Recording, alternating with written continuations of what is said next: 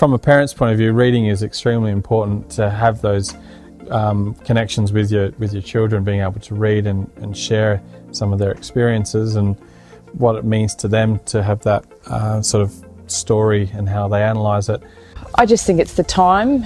Obviously lives become quite hectic as kids get older, and reading is always one activity you can sit down to do together. And I think the kids appreciate having that one-on-one time with their parents.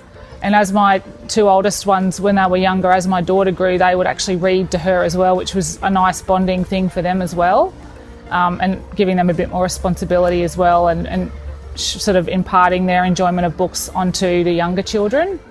Reading is very important. That's how we communicate, is by talking to everyone. If you don't learn, it helps expand their vocabulary.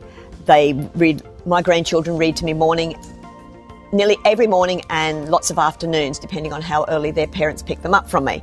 And that's how they expand their vocabulary. They learn to interact with everyone else through speech. It's very, very important.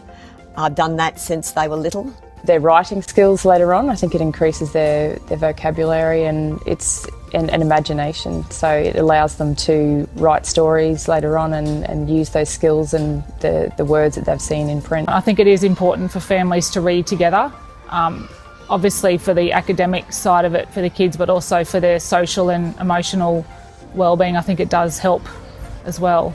Well, we live on the land and we encourage our children to read. I think reading is really important for them, and they read age-appropriate books that they're interested in themselves. My son's probably more into reading, and he has a lot of encyclopedia books or based sort of books. He has been able to recall a lot of things about his geography, and I think it does really sink in if they find the book that they're interested in. And I think that's the key, is to finding any sort of book that suits them. It doesn't necessarily have to be what you choose for them.